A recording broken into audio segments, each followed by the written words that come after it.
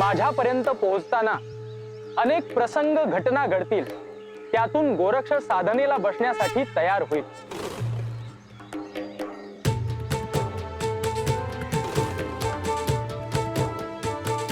त्यामुळे जो सुखद दुःखद प्रसंग घडेल तो मागे टाकून पुढे जावे लागेल।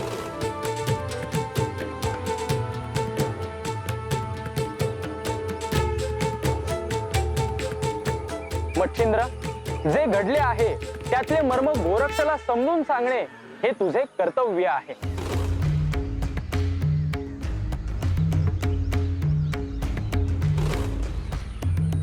सुखद घडल्यामुळे आनंद नको आणि दुःखद घडले तर दुःख नको। कठोर तपाला सुरुवात करण्यापूर्वी गोरक्षाची बैठक असणे आवश्यक आहे।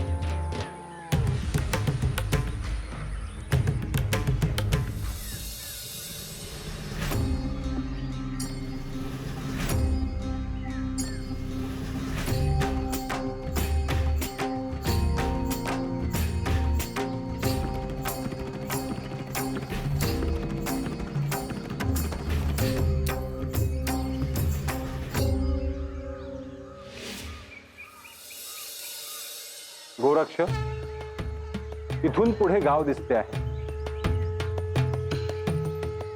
तेव्हा आपण इथेच विश्राम करूयात। पण आपण गावात जाऊनच का नाही थांबत? कारण आपल्या साधनेच्या आड काहीही येता कामा नये म्हणून। एका अर्थी गोरक्षाची साधना सुरू आहे। या साधनेत त्याला शस्त्रही दिले पाहिजे आणि त्यासाठी शस्त्रविद्याही आवश्यक आहे। ज्ञानासोबत हातात शस्त्र असले तर तो अशुभ गोष्टींशी लढू शकेल। आपण समाधान, प्रेम, परमेश्वराचे चिंतन मनन याविषयी जरी बोलत असलो तरी आपण दुर्बल आहोत, आपण शस्त्रहीन आहोत हा भ्रम राहता कामा नये। जेव्हा आवश्यकता असेल तेव्हा शस्त्रही उचलता आले पाहिजे।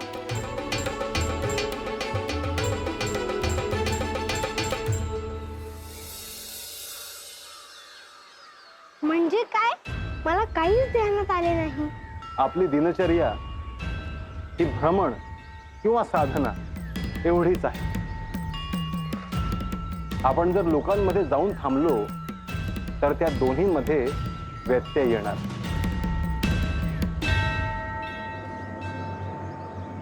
संसारात असणाऱ्या माणसांची आयुष्ये ही सुखदुःखांनी भरलेली असतात। त्यांना अनेक विवंचना असतात। त्यामुळे कोणी यती, योगी, साधू दिसला की ते अपेक्षेने पाहतात।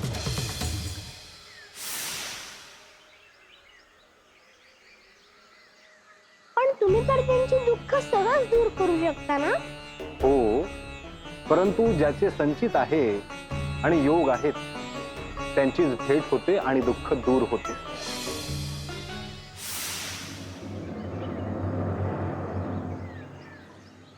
हे गुरुवर, मी गावात जाऊन भिक्षा मागून येऊ का? आपण दोघेही जाऊ, परंतु त्याआधी तुला एक अभ्यास द्यायचा आहे। जशी आपली आज्ञा गुरुवर।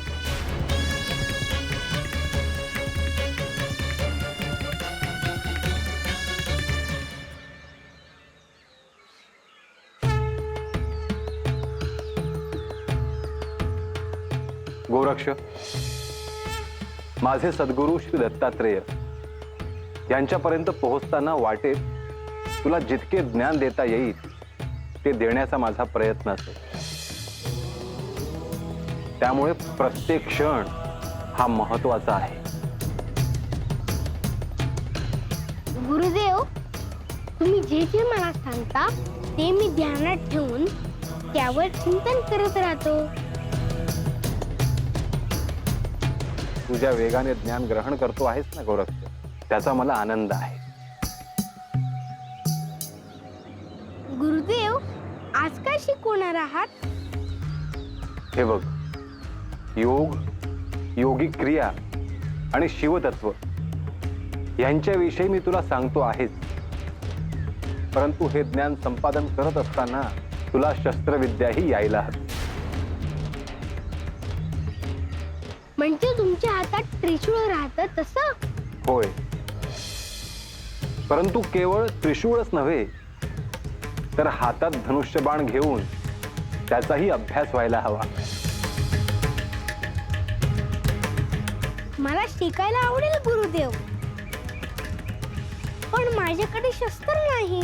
तुझ्यात साक्षात शिवतत्व आहे, तेव्हा तुला प्रथम शस्त्र त्रिशूळच द्यायचे आहे.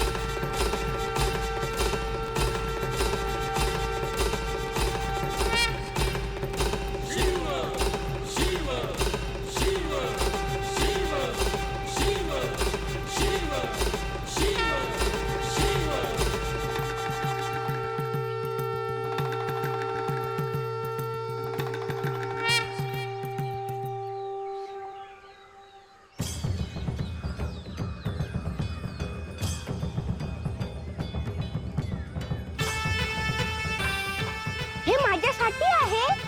होय गोरक्ष, आता ह्या त्रिशूळाचा स्वीकार कर.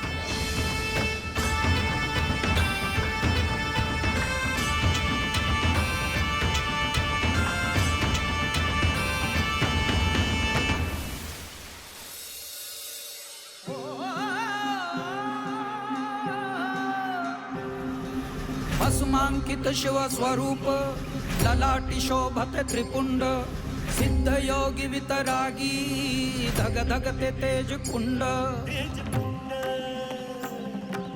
सज्जनासी संजीवन दुरितांचे निर्दालन जगदोद्धारास्तव जणू प्रकटति नवनारायण. सृष्टीच्या स्पंदनात काळाच्या मंथनात दुम दुम तो दुम दुम तो दुम दुम तो दुम दुम तो एकनाद व्यापुनी त्रिभुवन. अलख निरंजन अलख निरंजन अलख निरंजन हो आदे. अलख निरंजन अलख निरंजन अलख निरंजन हो अलख निरंजन अलख निरंजन अलख निरंजन हो आदे. अलख निरंजन अलख निरंजन अलख निरंजन हो अलख निरंजन अलख निरंजन अलख निरंजन हो आदे. अलख निरंजन अलख निरंजन अलख निरंजन हो अलख निरंजन.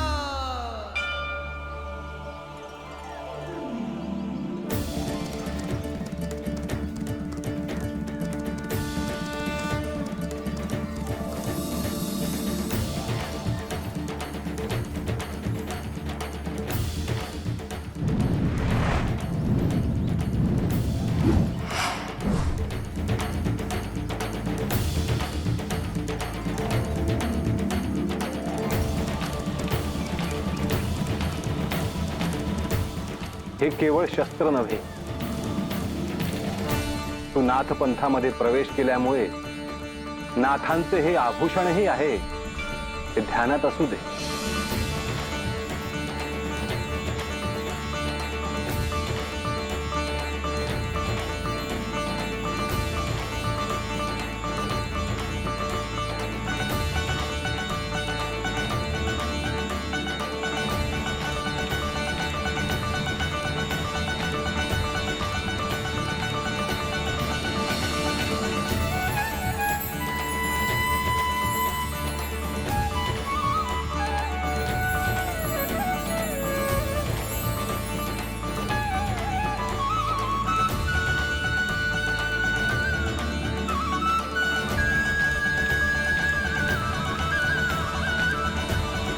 हे त्रिशूळ सामान्य नव्हे, नागास्त्रापासून पर्जन्यास्त्रापर्यंत अनेक सिद्धींनी हा युक्त आहे.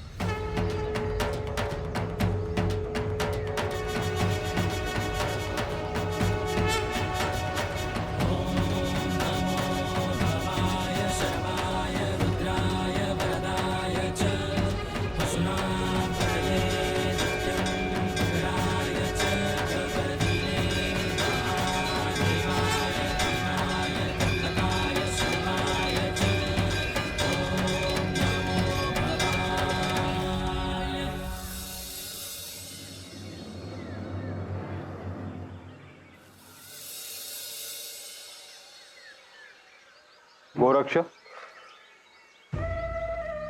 तुला भूक लागली असेल. नाही गुरुदेव, जेव्हापासून हे त्रिशूळ माझ्या हाती आलंय तेव्हापासून मला कशाचे भान नाही. चल, आता आपण भिक्षेसाठी निघूया. गुरुदेव, आपण भिक्षेसाठी नंतर गेलो तर? भिक्षेची वेळ ही निश्चित असते गोरक्ष. मध्यान्ह झाल्यानंतर भिक्षा मागू नये. आपण ज्यांच्याकडे चाललो आहोत ना, ते श्री दत्त महाराज हे देखील ह्या क्षणी करवीर नगरीमध्ये भिक्षा मागण्यासाठी बाहेर पडतात. मग अशा वेळी काय करायचं असतं? अशा वेळी पूजा अर्चा होम हवन जिथे जिथे सुरू असेल तिथे काही क्षण थांबायचे असते. परंतु असे का गुरुदेव? कारण कोणतीही पूजा म्हणजे परमेश्वराला केलेले आवाहनच. तुमचे आवाहन परमेश्वरापर्यंत पोहोचत असते. मात्र भिक्षेच्या वेळी त्यांच्या कार्यामध्ये आपण व्यत्यय आणू नये, हा त्यामागचा अर्थ. कारण परमेश्वर साक्षात श्री दत्त महाराज म्हणजे ब्रह्मा, विष्णू आणि महेश्वर यांचे तत्व ज्यांच्यात सामावले आहे ते स्वतः. मलाही त्यांचे दर्शन घ्यायचे आहे. तो योग लवकरच येईल गोरक्ष.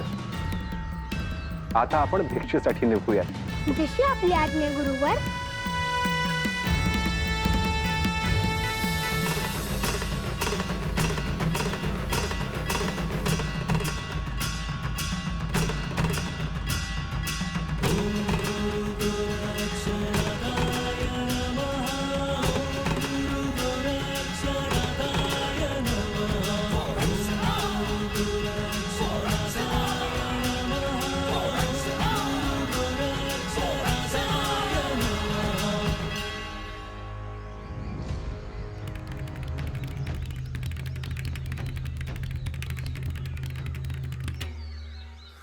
गुरुवर, आपण का थांबलो आहोत? समोर गाव दिसते आहे. भिक्षेसाठी तू एकटाच जा. मी तुझ्या बरोबर येणार नाही. म्हणजे इथेही परीक्षा आहे गुरुदेव, खरंच ना? गोरक्ष, मी सदैव तुझ्या बरोबर असणार नाही. त्यामुळे तुला सगळ्या गोष्टी माहीत असल्या पाहिजेत, हो ना? म्हणजे तुम्ही मला सोडून जाणार? नाही, मी तुला सोडून जाणार नाही. परंतु तुला तुझी साधना आणि कार्य स्वतंत्रपणे करायचे आहे. म्हणजे तेच गुरुवर. परंतु मी तुम्हाला सोडून कुठेच जाणार नाही. गोरक्ष, भूतकाळात जसे डोकवायचे नाही तसे भविष्यातही डोकवायचे नाही. चल, आता तुला भिक्षेसाठी गेलं पाहिजे. होय गुरुवर, मी येतो. परंतु तुम्ही मला सोडून जाणार नाही ना? होय गोरक्ष, सध्या तरी मी तुला सोडून कुठेही जाणार नाही. आणि सोडून गेलात तर मी श्री दत्त महाराजांना सांगेन. मी येतो. आलाख निरंजन. भिक्षा एकाच घरातून मागायची आहे बरं का गोरक्ष.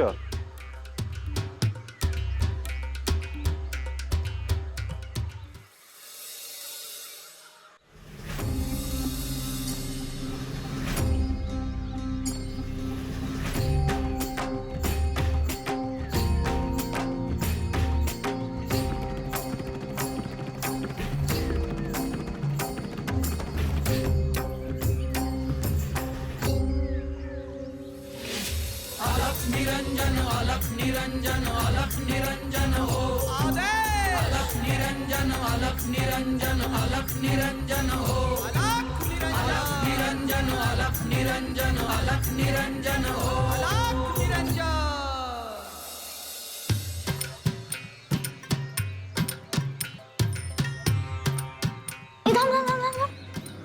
तेव्हा कोण येतोय?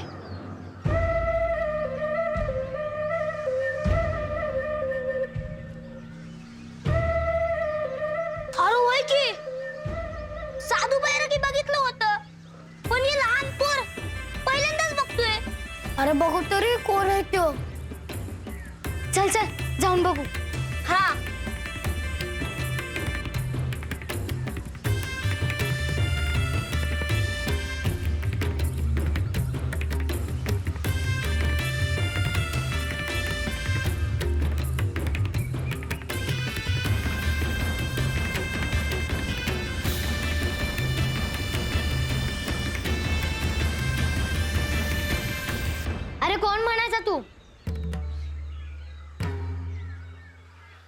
गोरक्ष, श्री मच्छिंद्रनाथांचा शिष्य.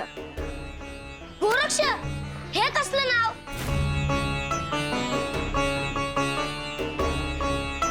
हे नाव माझ्या गुरूंनी ठेवलं आहे.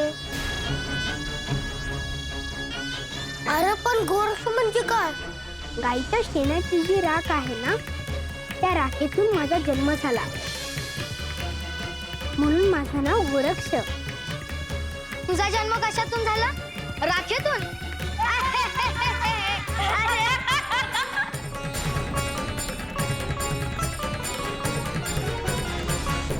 यात हसण्यासारखं काय आहे?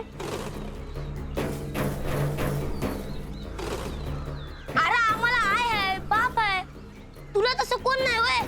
माझे गुरु श्री मच्छिंद्रनाथ, तेच माझे आई वडील. ते कुठे असतात? ते गावाच्या बाहेर थांबलेत. अरे मग तू गावात कशाला चाललाय? मी गावात भिक्षा मागायला चालले. असं वे मजा जा.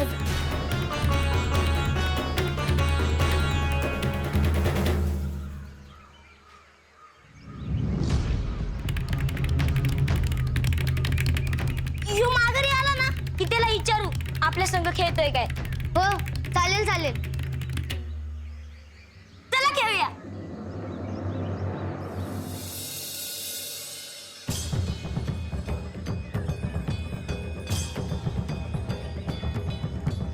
भिक्षेची वेळ ही निश्चित असते गोरक्ष.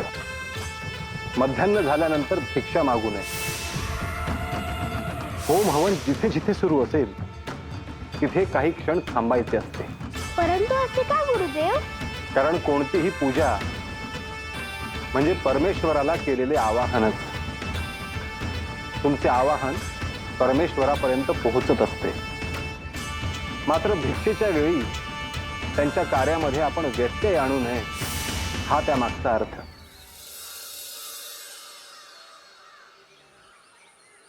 मच्छिंद्र, तू गोरक्षला शिष्य म्हणून स्वीकारून त्याला ज्ञान देत आहेस, परंतु तुला आता त्याला औपचारिक दीक्षा देण्याची वेळ आली आहे. नाथ परंपरेमध्ये दीक्षा देण्याची जी पद्धत तयार केली आहे, त्याच पद्धतीप्रमाणे गोरक्षच्या दीक्षेचा महासोहळा व्हायला हवा. या महासोहळ्यात त्याच्या कपाळावर त्रिपुंड आणि विष्णुनाम देण्यापासून ते भगवे वस्त्र देईपर्यंत सगळे संस्कार व्हावे. माझ्याकडून तुझ्याकडे आणि तुझ्याकडून गोरक्षकडे हा दीक्षा सोहळा पोहोचत आहे. यानंतर दीक्षेची पद्धती सर्वत्र प्रचलित होईल.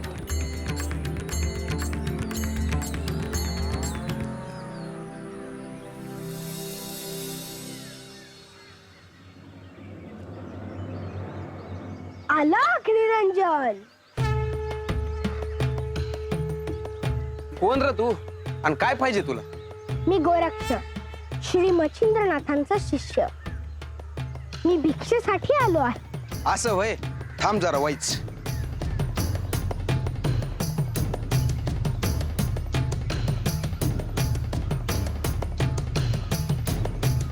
हे घे बाबा तुझी भिक्षा.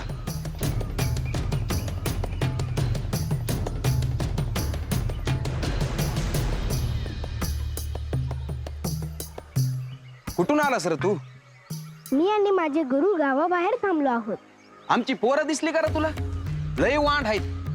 इथं खेळत होती, आत्ताच हाकलून दिले त्यास. होय, मला येताना वाटेवर काही मुलं दिसली. पर तुझा गुरु कोणी मोठा साधू जोगी आहे वय? होय, ते योगियांचे योगी आहे. बर, लय लहान दिसतोस रे. माझ्या घरी भाकर तयार आहे, तू वाईट जेवून जाय आणि तुझ्या गुरुसाठी बी भाकर घेऊन जा. नाही, मी माझ्या गुरूंच्या आज्ञेबाहेर नाही. मी तुमच्या घरी अन्न घेऊ शकणार आहे. असं कसं रे? एवढं उन्हात आणत हिंडतोस, भूक लागत असेल की रे? पण मी माझ्या गुरूंशिवाय कसं अन्न ग्रहण करू? माझ्या गुरूंना पण भूक लागली असेल. मला लवकरात लवकर माझ्या गुरूंकडे जायला हवे. येतो मी.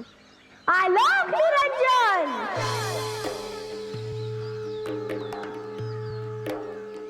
एवढा लहान आहे, पर गुरुवर किती माया आहे.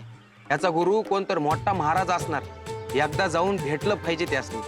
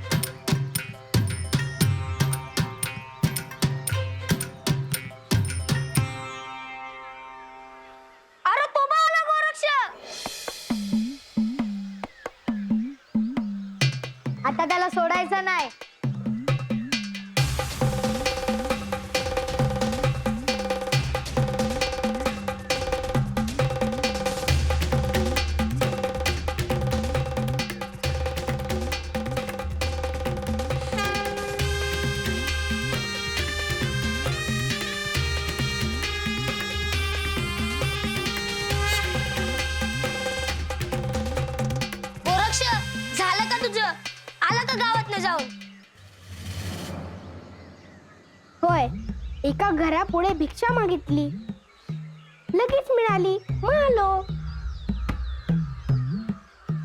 अरे आता थांब, आपण खेळू. खेळ? खेळायचे म्हणजे? अरे खेळायचं म्हणजे इटी दांडू हाय, भवरा हाय, काहीतरी खेळू त्यातलं.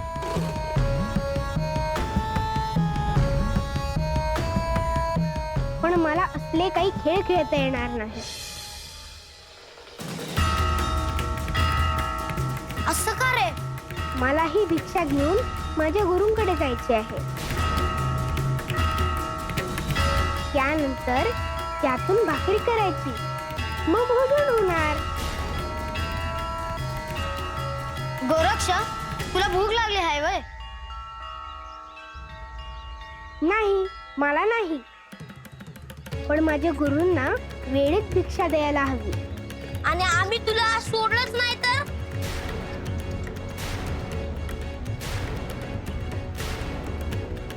तुम्ही असा हट्ट करू नका. अरे आम्ही तुला खेळ म्हणतोय ना, आणि तू आवाजने डावळून मोर चाललायस वय. तुम्ही मला खेळायला बोलवलेत हे उत्तम, परंतु मला इथे अधिक काळ थांबता येणार नाही. तुला नाही जाऊ द्यायचो. आता बोल.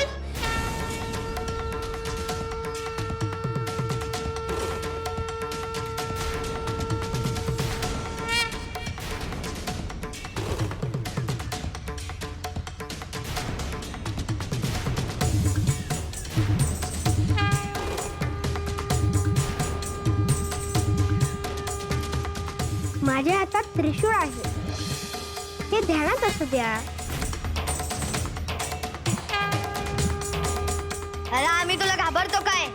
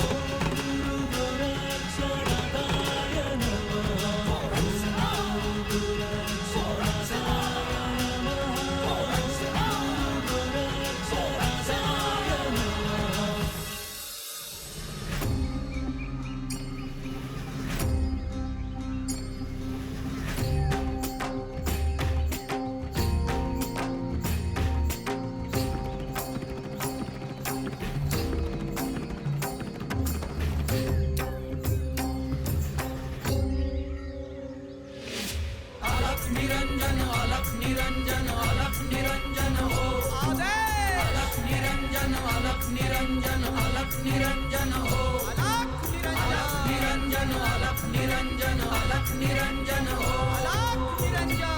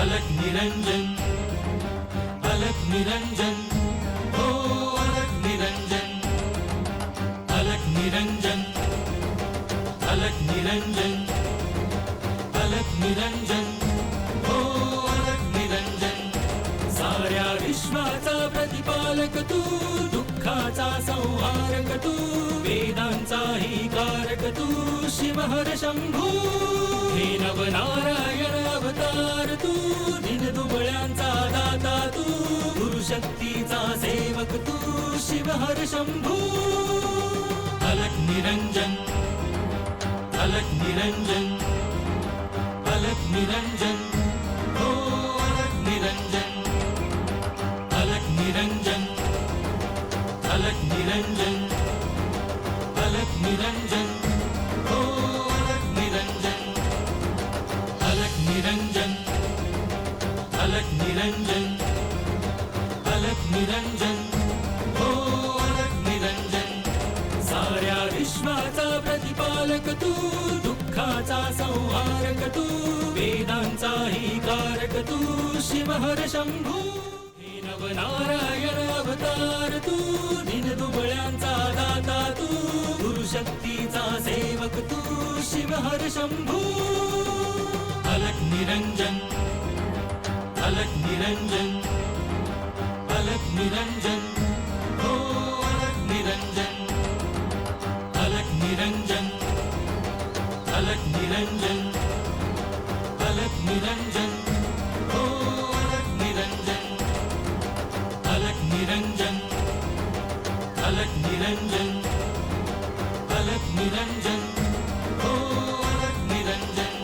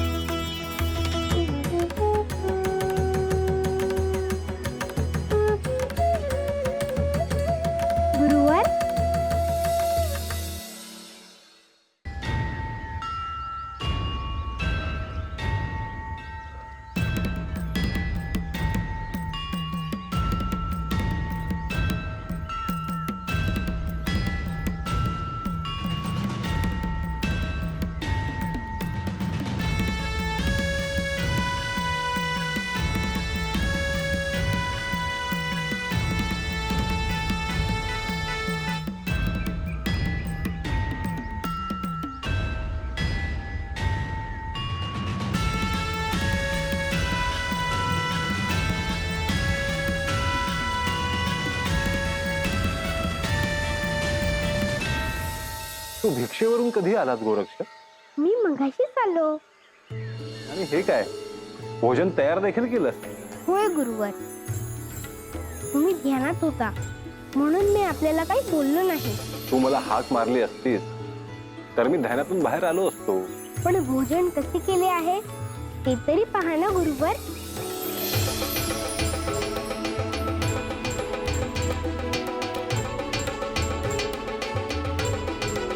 तू आज स्वतः माझ्यासाठी भोजन तयार केलेस म्हणजे उत्तमच झाले असणार.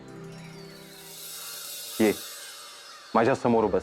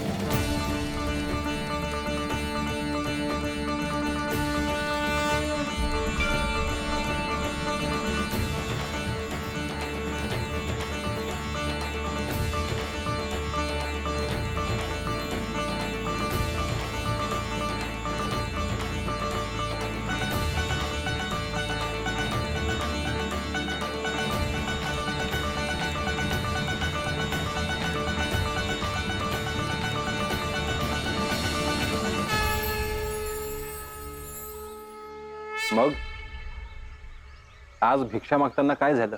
काही मुलं भेटली होती. काय म्हणालीत ती?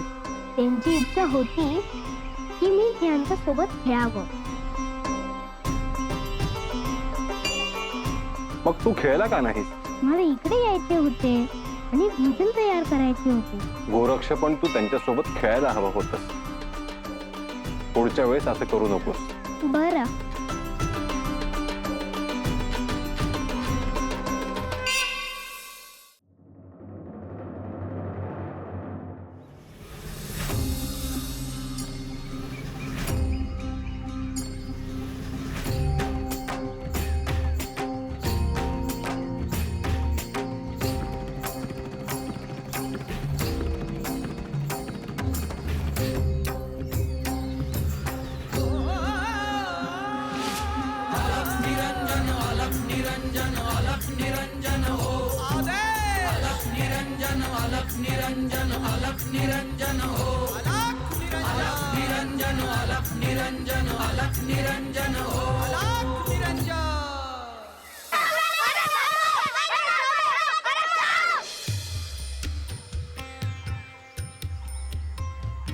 गोविंद, पहिला डाव माझाच येणार.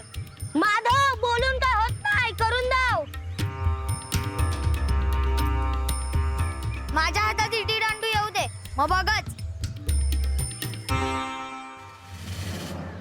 घे घे घे.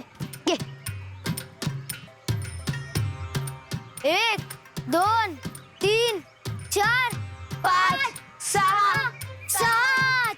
बघा, मी 7 केले.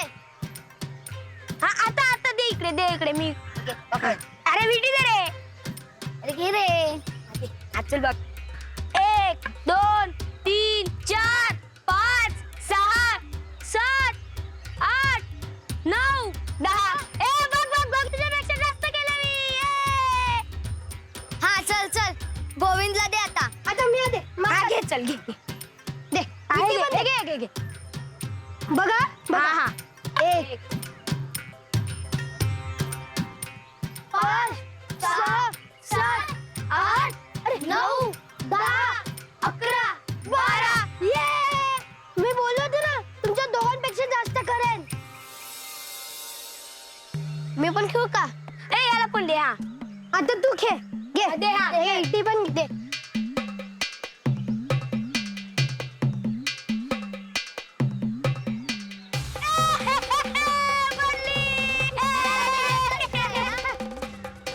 तुला नाही येत पण नाही रे खेळायला.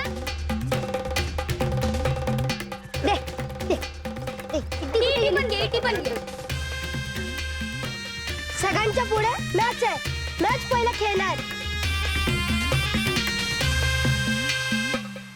अरे गोरक्ष बी अजून नाही खेळलेला.